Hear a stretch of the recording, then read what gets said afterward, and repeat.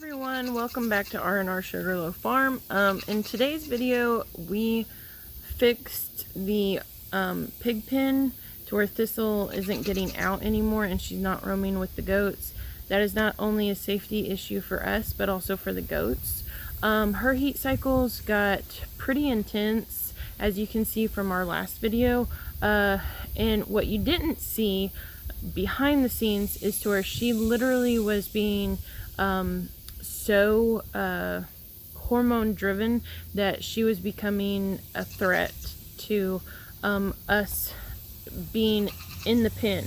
And so as I was filming where my husband Robert was on the goat spool, she was trying to go after him, if you could tell, to where she was biting the edges of the spool and everything, but he was up there for the main fact, and I was in the little doe pen, to where I had a fence barrier between me and her, but then he was up to where she couldn't get to him. She has since just destroyed a bunch of stuff in here in the goat pen, which is going to make hard work for us, but with the hot weather and stuff, we've kind of taken a break from doing that because we've had other important things going on. And so instead of letting her roam freely with the goats like we had been for a few weeks, we went ahead and strung up a hot wire fence to keep her inside of her original pen at our barn, and that's where we show you here. And then watch all the way to the end because we do have a surprise. And I say the surprise isn't beneficial. Robert says the surprise is beneficial for everybody. But leave us a comment down in the comment section on what your thoughts are of our surprise and if you think it's beneficial or not and why. I hope that y'all have a good one, and please like and subscribe, and we'll see y'all next time. So we had to put the stick of shame on Martha's horns. Mainly it's just a stick to where it prevents them from sticking their head through the fence and getting stuck. So we'll see how long it lasts, but she kept putting her head through one section of our fence to where it's got cattle panels, it's lined, but it's against existing barbed wire fence. And so even though her head is still small enough to fit through the cattle panel and back out, her horns would get caught up on the barbed wire. So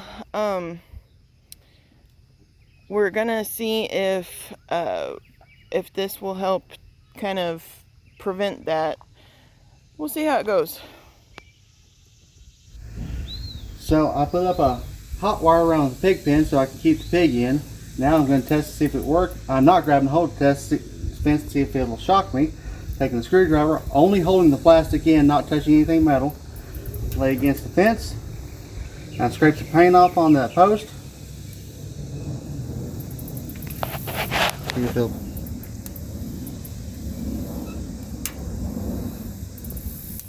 There you go. Yep, it works.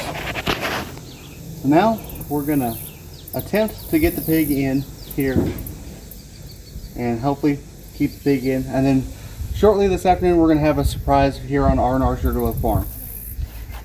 Alright, so we are attempting to move Thistle back into her pen. The guys have got it lined up because she is making too much destruction out here, and so we're going to follow them to see how that goes.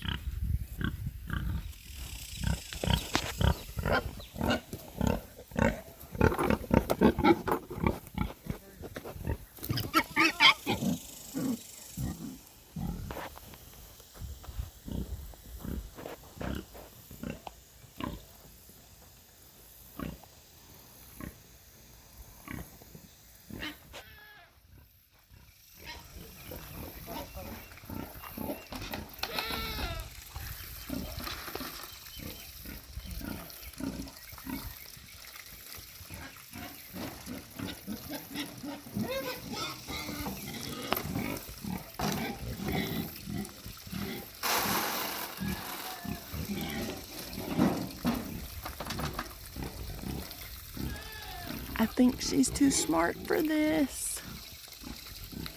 Pigs are actually quite intelligent.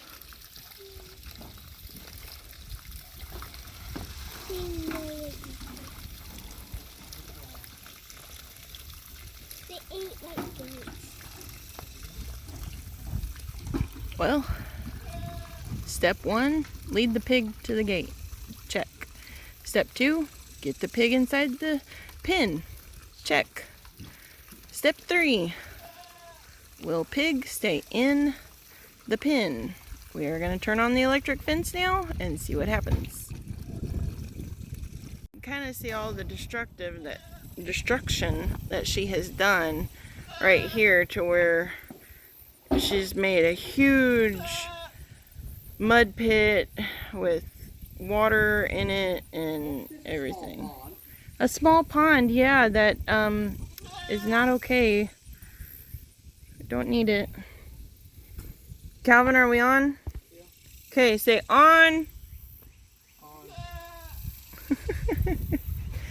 Alright, so we're on.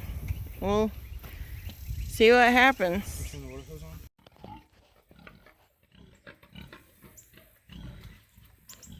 Well, here's our surprise, everyone.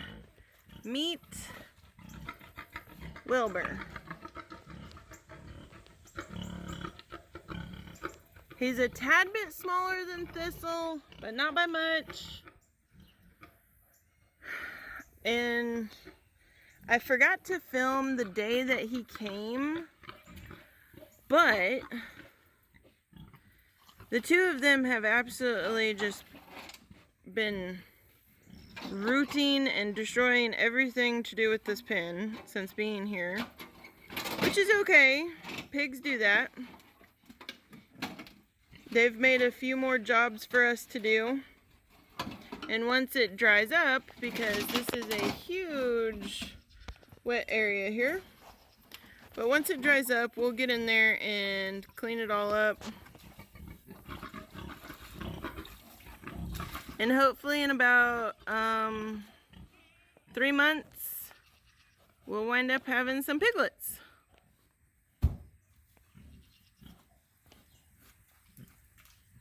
So now y'all got to meet Wilbur. He is going to be Thistle's boyfriend for a while. He is not as big as she is, but she has had another heat cycle since we've had him, and although we didn't see anything happen, there was a lot of affection going on.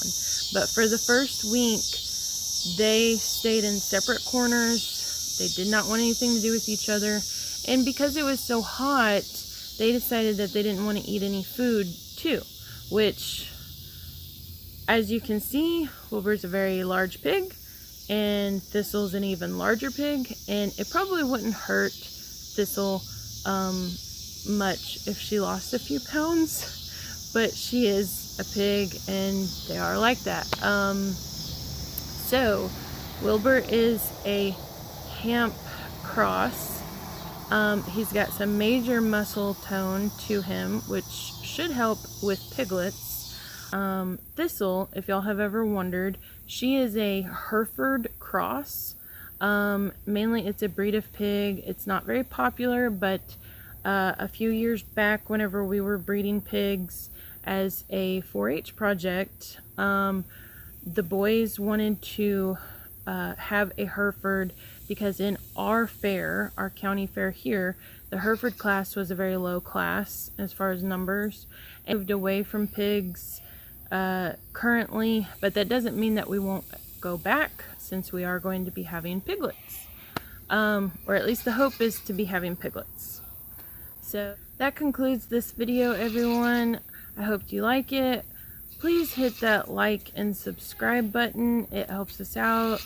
We're able to bring you more content, and we have great ideas for some upcoming videos that we're going to be working on soon. And I hope that y'all enjoyed it, and we will see y'all next time. Bye.